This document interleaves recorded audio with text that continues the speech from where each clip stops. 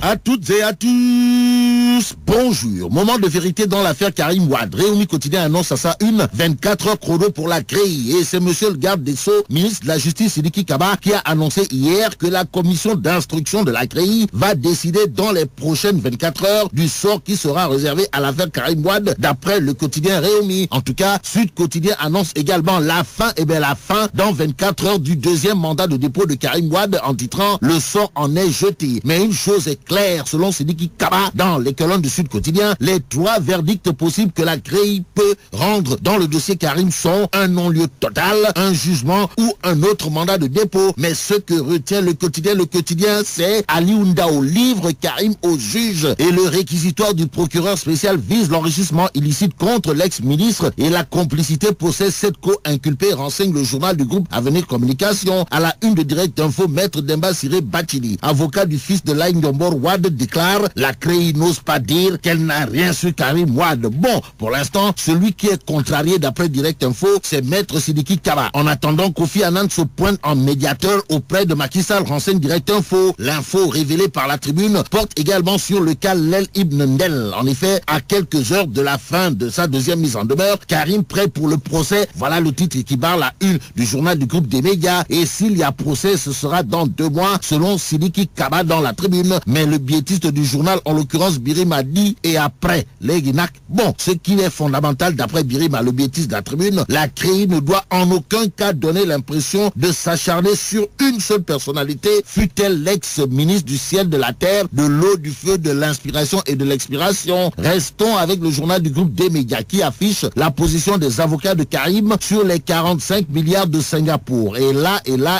les conseils de Lel Ibn Ndel dénoncent Ngapatingololi et Samba Tandiaï en soutenant que l'État du Sénégal se distingue par la manipulation. En d'autres termes, Direct Info note que pour les avocats de Karim Wade, c'est du pipeau 100% Warupitch. Les comptes bancaires de Singapour claironnés et tambouronnés ça et là relèvent d'une fausse déclaration. En revanche, Pape Albourindao, dans le journal Enquête, invoque son devoir de réserve pour ce qui concerne les comptes de Karim Wade à Singapour. En tout cas, les avocats menacent Pape Albourindao serein. Voilà ce qu'on lit dans les colonnes du journal Enquête. L'As quotidien, toujours sur l'affaire des 45 milliards de Singapour, supposés appartenir à Karim Meïssa Wade, révèle que Albourindao introuvable et la sommation servie aujourd'hui. Aujourd'hui, l'As quotidien parle d'une coalition pour faire face à l'APR lors des prochaines locales en titrant la Khalifa Formula pour faire main basse sur Dakar. En tout cas, la coalition de Khalifa Sall ira à l'assaut d'au moins 16 communes d'arrondissement, indique l'As quotidien. Le journal, toujours au sujet des locales, mais à Saint-Louis, souligne que Cheikh Bamba Dièye décroche Réumi. Une frange du PDS, le PIT et baisse d'Ougnac. En attendant, terminons avec la Tribune qui parle de caravane et de marche en vue en informant que la colère contre le mur de la honte s'intensifie. Ainsi, mais la Dong de Mbadjamele.